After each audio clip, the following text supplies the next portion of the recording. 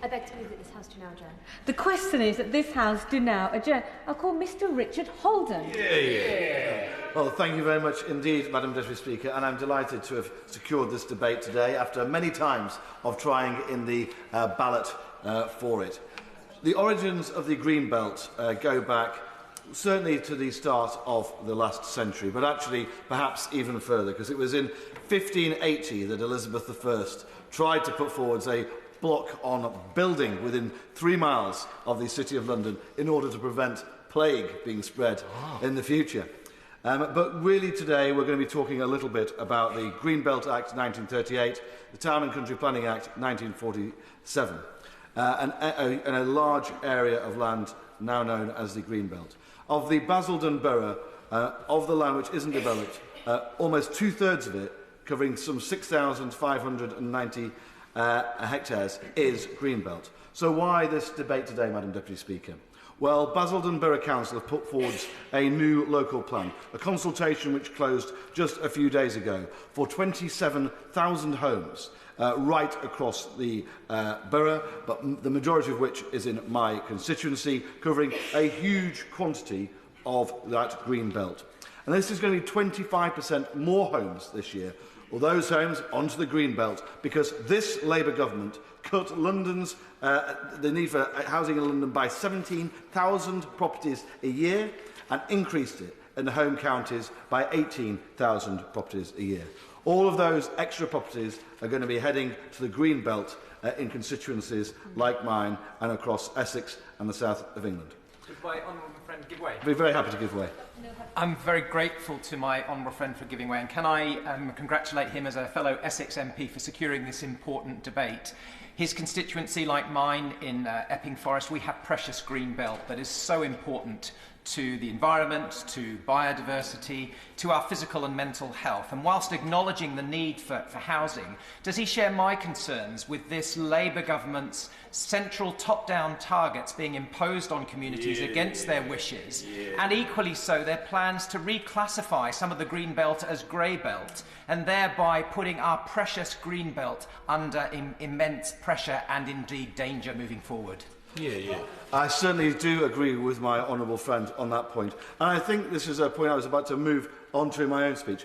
None of us on this side of the House against more housing, but this isn't about housing for local need in a lot of the cases in our constituencies. This is about a government shying away from difficult conversations about densification in our cities, about a mayor who's consistently failed to deliver on his own housing targets, and about redevelopment of crucial brownfield land in the centre and on the edges of our major cities. And his point about the grey belt is particularly important, particularly at the moment, because there are large areas of my constituency which the council are now going around, starting to redesignate. Just a few years ago, it was Type 1 or Grade 1 or Grade 2 agricultural land. Now it's being designated as grey belt, despite having never had any building on it in the past. I'm really concerned about the insidious nature of what this grey belt phrasing could mean for developments right across the country. London, in terms of that density, and this comes to the answer to the question which the government would pose, where would the housing go? Well, London is a third less dense than Paris itself. So it seems mad that we're going around building on virgin greenfield sites rather than densifying our cities, especially at a time when it's our constituents in Essex and across the country having to cross-subsidise the Mayor of London for his transport, which they don't get access to, but they're having to pay for it, when actually if you had greater use and greater density in our cities, actually some of those transport routes would be able to fund themselves. And I'd be delighted to give way to the Deputy Chief. Thank you for giving way on that point. Does my honourable friend agree with me that the Mayor of London has been given not only subsidies for TfL, has wonderful transport infrastructure links, but has the devolved power for housing, has not met his housing targets consistently, and has been rewarded with a reduction in housing targets that have spilled over to the home counties? My honourable friend is quite right to make that point. Basically, the Mayor of London is being rewarded for failure, just like he was with his knighthood not that long ago as well. And I think that's why my constituents in particular are feeling that many of them having either grown up there or having moved there for the green space nearby, that they are now facing, basically, because of the Mayor of London's failure, they're facing seeing their communities concreted over.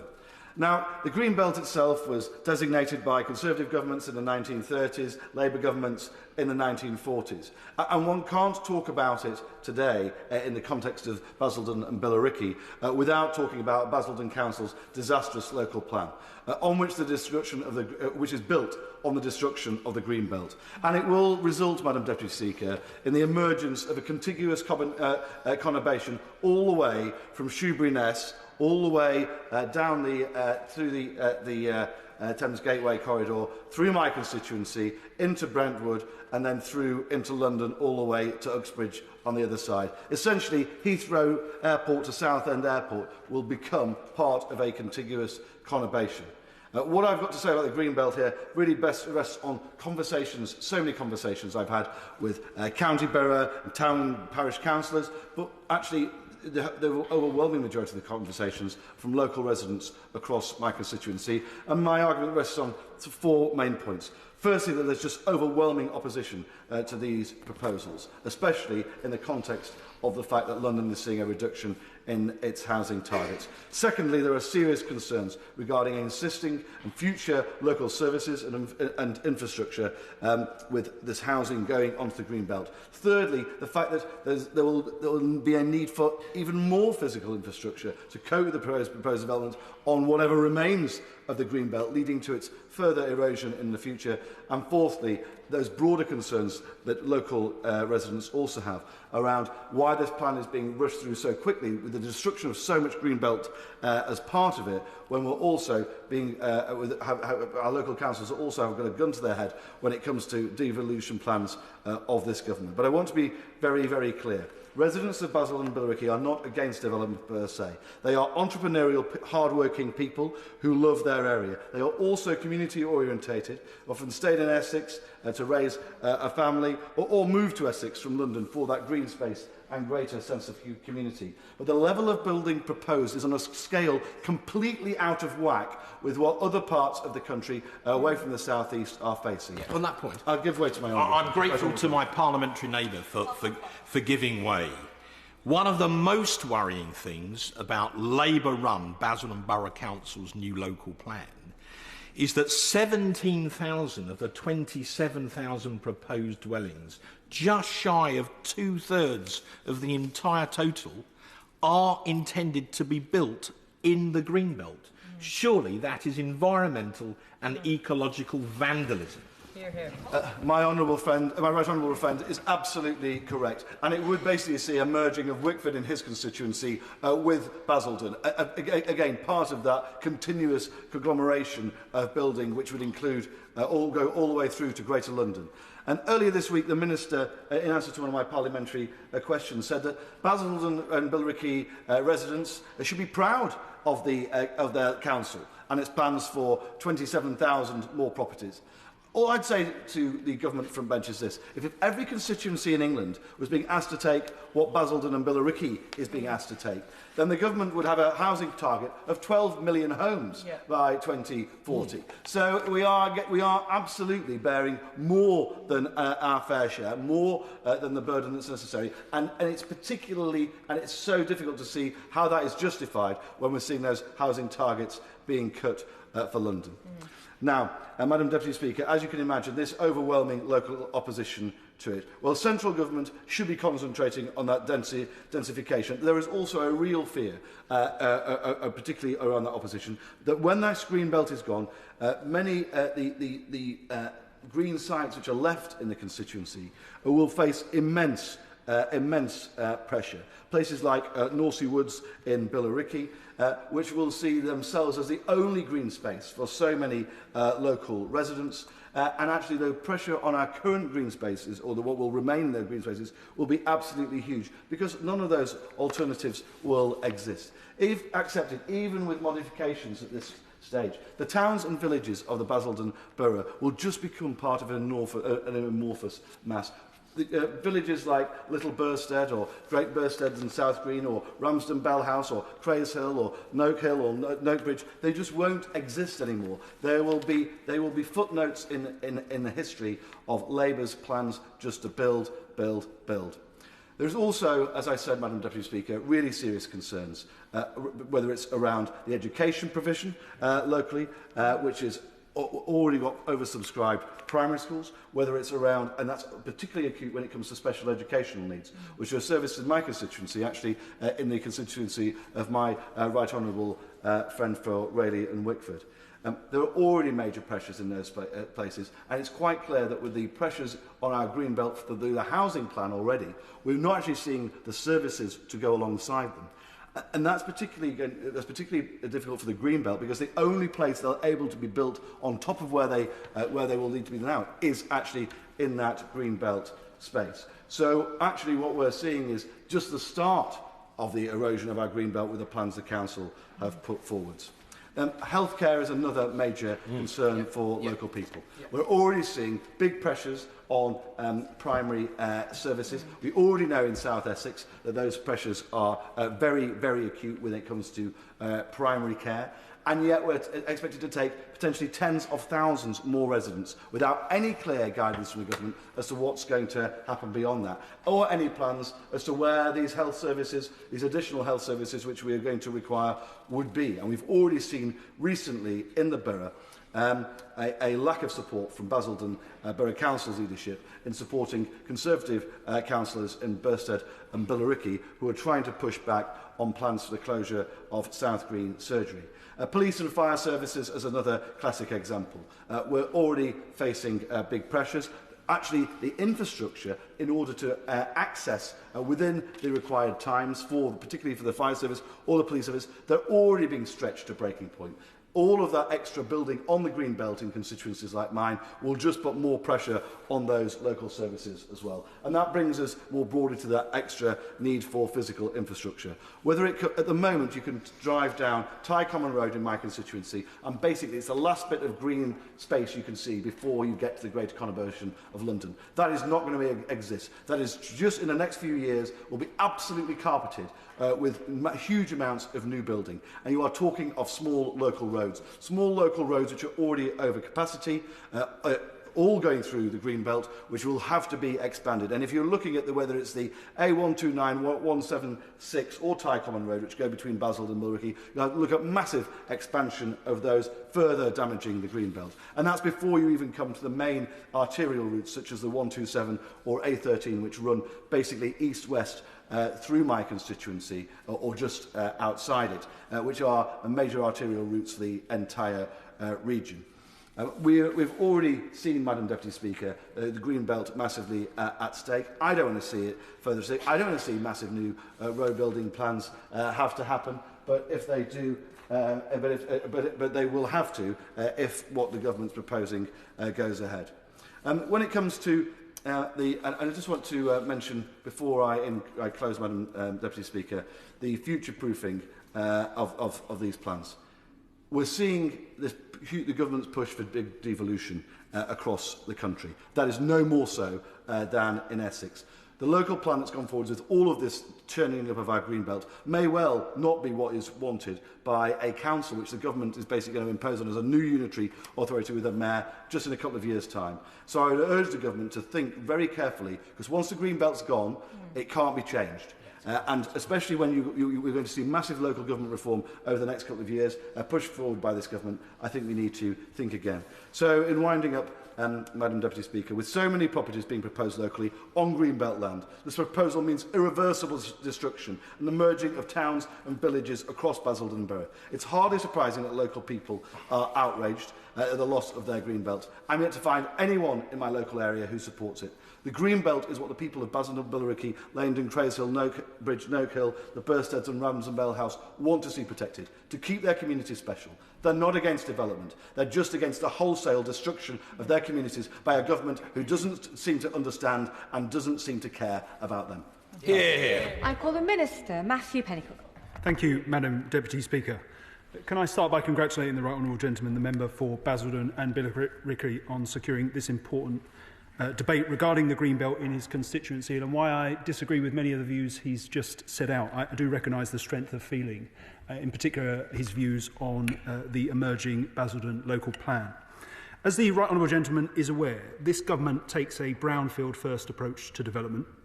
To that end, we made targeted changes to the National Planning Policy Framework in December last year to place even stronger emphasis on the value of brownfield redevelopment, and to clarify that proposals for development on such land should be approved unless substantial harm would be caused by them.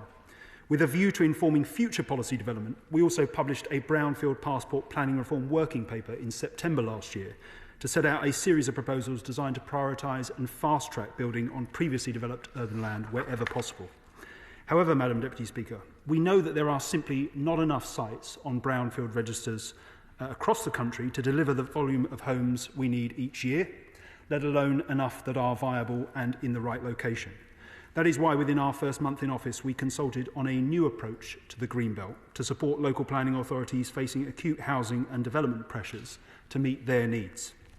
I want to reiterate, Madam Deputy Speaker, that the Government attaches great importance to Greenbelts and remains committed to preserving them.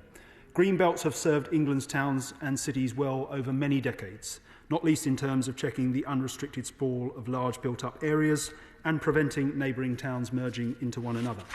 The Government has not changed the 5 purposes of the Greenbelt as set out in paragraph 143 of the NPPF and does not propose to alter its general extent.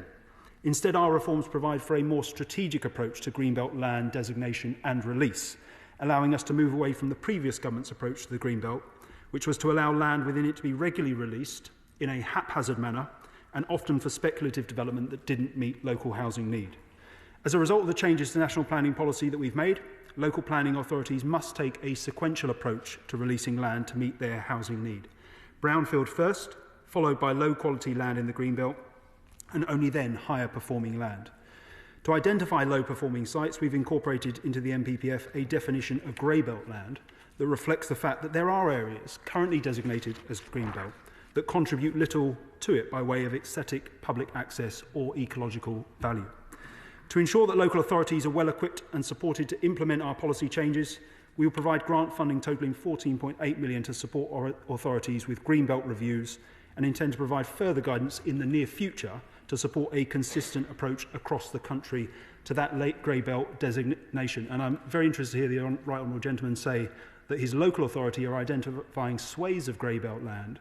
We've only published a precise definition of what it means on the 12th of December, so I'd be interested if he could inform me further as to how Basildon Council are progressing with a Greenbelt review based on that definition. That would be of interest. Because the Government recognises the public value provided by the Greenbelt, Madam Deputy Speaker, we've ensured that where major development involving the provision of housing is proposed on land released from it through plan preparation or review, or on sites in the Greenbelt subject to a planning application, it will be subject to new golden rules, ensuring the delivery of high levels of affordable housing, the provision of new or improvements to existing green spaces that are accessible to the public, and importantly, and I note his comments on this subject, necessary improvements to local or national infrastructure. On that point, I'm happy to give way. I'm grateful to the Minister. Mid and South Essex Hospitals Trust, which runs Basildon Hospital, have reported that in the autumn, that hospital was running at between 98 and 99% of bed capacity. In recent weeks, because of winter pressures and flu, it's exceeded 100%. The standard NHS ratio is 2.4 new patients for each house. So with 27,000 new households, that's just under 65,000 new patients for Basildon Hospital, which is already bursting at the seams. Surely the new local plan is unsound on that case alone. Basildon Hospital just cannot cope with it. I thank the Right Honourable Gentleman for that intervention. I note his concerns about hospital capacity in the area. My colleagues in the Department for Health and Social Care will also have registered those comments. What I'd say would be that we are working closely with colleagues across government to bring forward the necessary infrastructure, whether it be health or educational provision. It is for local authorities in the first instance, through the development of up-to-date local plans, to address the needs and opportunities in relation to infrastructure in their area, and to bring forward, as planning policy guidance makes very clear infrastructure funding statements setting out what of infrastructure locally is needed. I'll just make the point and then he can come back in. But what local infrastructure is needed and how it should be funded, including through the contributions made by developers. I understand the principle, but I've read the local plan. There's not one specific word in there about plans to expand Basildon. There's an associated infrastructure delivery plan, which is a living document. It's 3 years out of date, and there's no specific plan in there for Basildon. So I understand the theory, but Basildon Borough Council simply haven't done it. They've said nothing about it at all. Well, I assure the right honourable gentleman, I have heard the point he's made. He will understand that given the quasi-judicial nature of the planning system, I can't comment on the specifics of an individual local authority's plan, but he's put his point on the record in regard to health provision in the area. When it comes to affordable housing specifically, Madam Deputy Speaker, our new golden rules will require a 15 percentage point premium on top of existing requirements, up to a maximum of 50%. No site-specific viability assessments will be permitted until we strengthen national planning guidance on viability, in which we'll consider the case for permitting viability negotiations on previously developed land and larger strategic sites likely to carry greater infrastructure costs. We've also ensured that the sustainability of sites must be prioritised. No one wants to see isolated and disconnected development, which is why our policy asks authorities to pay particular attention to transport connections when considering if grey belt is sustainably located. I want to make clear, Madam Deputy Speaker, that while our reforms will help deliver the homes and development this country so desperately needs, they will not come at the expense of the natural environment or rural communities. We are maintaining the existing strong protections in the National Planning Policy Framework for the best and most versatile agricultural land, the land most important for food production. And we've preserved protections for high-quality greenbelt land and land safeguarded for environmental reasons, such as national landscapes. Alongside these protections, we're ensuring that greenbelt developments deliver more accessible green space and support nature recovery. Madam Deputy Speaker, as the right honourable gentleman knows, to support the government's plan for change milestone of building 1.5 million new homes this Parliament, we introduced a new standard method for assessing local housing need. We recognise that as a result, some areas of the country, including London, the South East, where the numbers that we consulted on back in July were raised, partly in response to the concerns expressed through the consultation about the lack of responsiveness to affordability. But many areas will see their targets raised, and we raised London's target on the 12th of December from the number we had consulted on. However, the acute and entrenched nature of the housing crisis in England demands that we take steps to significantly increase the supply of homes of all tenures, and all parts of the country, including Basildon and Billericay, need to play their part. Before I conclude, I just want to touch on the importance of up-to-date local plans. As I've just made clear to the right honourable gentleman, due to the Secretary of State's quasi-judicial role, I can't comment on specifics. But I'd like to take the opportunity to underline that having up-to-date local plans is the best way for local communities to shape development in their area, to deliver housing that meets the needs of their communities, and to ensure the provision of supporting infrastructure in a sustainable no, I will give way one. Would you just reflect on the point that I've raised, and has been raised also by my right honourable friend in previous debates, around this concern that when we're facing this huge changes with devolution going on locally, that these local plans, who's going to be accountable for them? If the local council who are putting them, ramming them through now, are not going to even exist in the near future. Yes. There is a real concern there that this is like a hit job being done on our local communities. Referendum. Yeah. Well, I do recognise the point that the right honourable gentleman makes. It will depend, of course, on the state of the local plan, what point it's on, whether it's at Reg 18, 19, where it's moving forward. But I recognise the interaction of the local plan development process with the proposals set out in the English devolution white paper. There's also a related concern, which I've spoke to him about on a previous occasion, which is the government are very clear. We want to see a universal coverage of strategic planning across the country, and we will be asking sub-regions across the country to come together to produce spatial development strategies in a way that I think actually might address in his part of the country and in other parts of the country that concern about whether cross-border cooperation might be the more sensible way to ensure housing growth comes forward in a planned and more sensible way, rather than every local authority attempting to meet its need within its own confines. But the right honourable gentleman will know that this government has inherited what I consider a frankly appalling situation in which less than a third of local planning authorities have an up-to-date local development plan. That is not a sustainable basis for a plan-led system, and it's why we've set out an expectation that every local planning authority must have a local plan.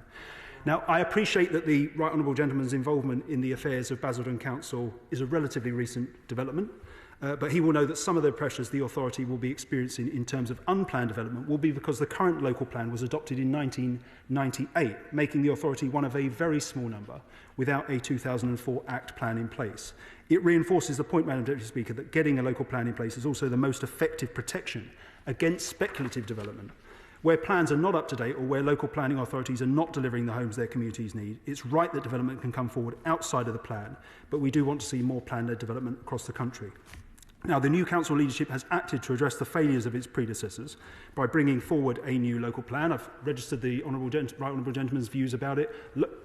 Local residents will obviously, through consultation, be able to feed in their own views about that emerging local plan. But we think it is important that it comes forward in whatever form it finally emerges. And it's a sad reflection on the fact that of the predecessors in that authority, that the previous government had to intervene to produce a new local plan timetable in December 2023. As the Council continues to work on the emerging plan, we will expect it to explore all options to deliver its housing targets, including maximising the use of brownfield land, considering densification of sites where appropriate, working with neighbouring authorities, as I've said, as we move towards that emerging universal strategic plan coverage, and where necessary, Madam Deputy Speaker, having considered fully all other reasonable options for meeting its identified development needs, reviewing its greenbelt. So to conclude, Madam Deputy Speaker, I thank the member for Basildon and Billericay for bringing this important matter to the House. I note the concerns that he and the right honourable gentleman, the member for Rayleigh and Wickford, have raised, and I look forward to engaging with him further on how best we can meet housing need in full in his constituency.